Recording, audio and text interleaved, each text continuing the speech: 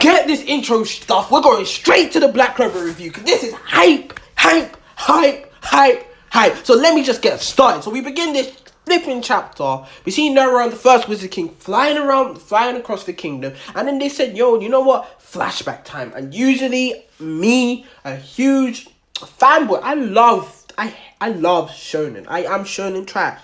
Except for Fairy Tail. Fuck Fairy Tail. I'll make a video on that one day. But fuck me, I hate flashbacks. Because usually 90% of the time they're trash and they're horrible and I despise them. After me in the Naruto, Bleach, fan, blah blah blah. Flashbacks are usually trash. But fuck me, Tabata did it. Tabata made a fire flashback. A fire flashback. Let me just get started on this shit. So we begin.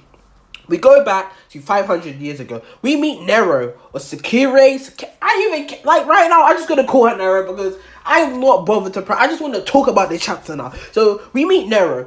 We see her. We get introduced. This is what the first, panel or so. We just get introduced to her. We see, she was a noble, but because her magic was pathetic, in their opinion...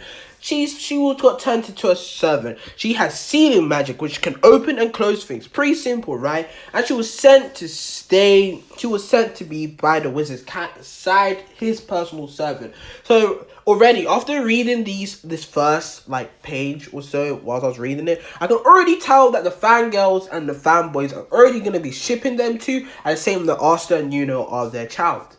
Sorry about that, car. Let's just continue back into this video.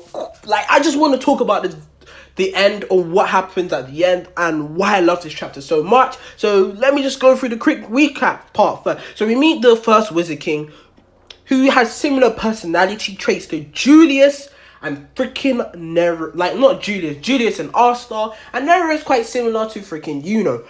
That is going to be the main reason why everybody's saying, oh, they're together. Well, they're not together. I'm sorry, guys. I don't see it happening. Yes, Nero is your cute kudere, and the Wizard King is always your happy dude, and has the Julius features of a magic nerd, which I'll get to soon, but they're not together. So we see, not Julius, oh my gosh, the first Wizard King, she meets up with Nero. And Nero, obviously, he's like, oh, this dude, I know he's going to be one of the other nobles. Because we know nobles are racist, they're assholes, they see people beneath them. So, that's what she's thinking. She's going to be like every single one of them. So, she's thinking, oh, shit, he's going to treat me like shit. But the Wizard King was different from the rest of the nobles. He was a generally nice dude. Unlike the other nobles, he's a magic nerd like Julius, and he was fanboying over Nero's magic. He was like, oh shit, sealing magic, yo, that thing's dope. He was getting gassed, like how I do. He's even more excited than me. Actually, no one's more excited than me when it comes to reading Black Clover, but yeah. But he was excited to see Nero's magic. Him and Nero kind of had a good bond, and the first Wizard King and Nero, he's like, yo, he asked her, yo, can you seal magic and stuff? She was like, yeah, so they're working together and made magic items or magic tools. Because that's what the Wizard King seems to be doing, or has a hobby of doing. So he was making magic tools, and him being different from the other nobles as well. I want to get into this because they say this. They say this in the manga, but him being different from the other nobles make the nobles not like him that much. So maybe that's why the mastermind, aka Aizen's son, has been planning this shit the whole time. But he's different from the other nobles. He doesn't really care about that. He just rather cared about being nice. He's just a generally nice dude. So one day or recently, she noticed the Wizard King has been sneaking out with his sister Tetia to do some shit. And she, obviously being worried for him and a stalker, she followed him. Nice Nero. Also, Nero is candidate for best waifu or Black Clover. Get into that later. But we see Nero. She stalks or follows him to check if he's okay. And yes, she finds out that they've been chilling with the elves the whole time. We know how them and the elves met, because we get that explained in the anime, manga, whatever. Later chapters, what happens how Tetia flew over and then Lick saved her. So, Nero sees the elves, and she's like, oh shit, they're praised by mana. They have a high amounts of mana stores. We keep on getting told this consistently through the series. So, Nero is just in awe of the power of the elves and stuff, and she sees Licks and them talking. So by that time, they've probably been good friends for a while. The Wizard King, Licks, and Tetia. And the elves. So the elves are more loving than the humans, which I respect the elves for. Before I thought they were kind of god complex dudes, but yeah, they're pretty good. So after Nera sees the high stores and all of that, the elves and the Wizard King became best buddies, and they saw each other as equals. The Wizard King and Tetia saw Licht and the elves as equals, while Licht and the elves saw them as equals. So obviously the devil doing this shit to them made them realize, yo, that's why they became corrupted. So they're feeling more sympathetic now. Licht and Tetia's bond grew stronger and stronger, and also the Wizard King and Licht's bond grew stronger and stronger.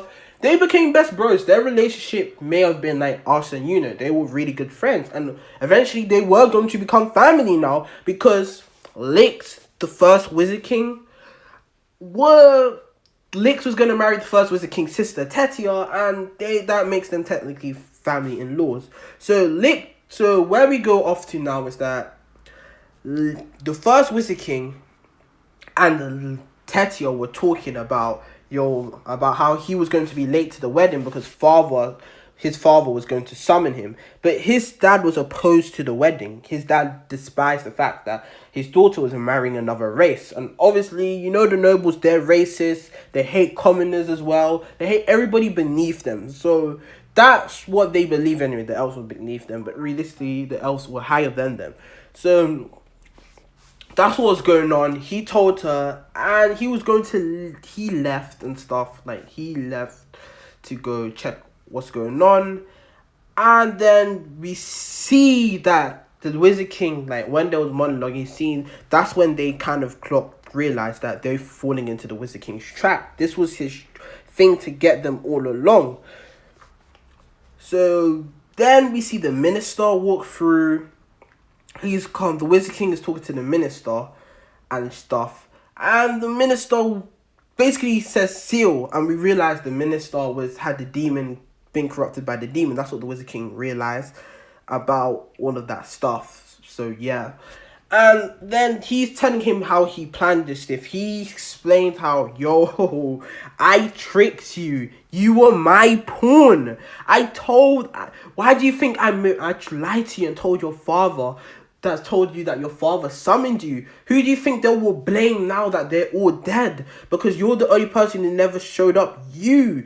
I made the elves fall into despair, blah, blah, blah. And he was talking about his plan. And then Nero comes, sweet, best wife, not best, Maria Leona's best waifu. The second best waifu, Nero, comes through, saving I'm not licked. Oh my gosh, I'm keeping getting confused. I'm just really excited. That's why my words are jumbled today. But he comes and saves the first Wizard King.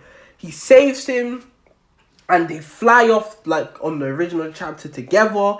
They fly off and things to see Licht. And when we see Licht, he is hardcore falling in despair. He has his wife, his whole tribe, his fiance or his wife in his hands, bloodied and dead. Everyone died, and Licht was the only one survived. Licht had blood on his hands, and this guy fell into despair, as Veto would say. The Wizard King the Wizard King is just looking at the Wizard King's face. He was just shocked. That perfect zoom that we see of the Wizard King and Nera's face was beautiful. He was shocked, surprised, and all of that. And then we see Lick just saying, I can't believe I thought it was you, and apologize. And then he says, as your one wish, we see the devil there corrupting Lick's grimoire. And then we see how Arthur's grimoire was born. The 5-leaf clover of Lick's grimoire born into existence. And we see how we see Lick say this, him and the Wizard King kind of have a heart bro to bro thing. And he says, yo, I'm sorry I ever thought this was you. I really am sorry. Please, will you ever be able to forgive me for what I've done? And then not forgive him, but they just had a heart to heart. I was really excited. My mind is just blown, set on fire because I read Tabata's work.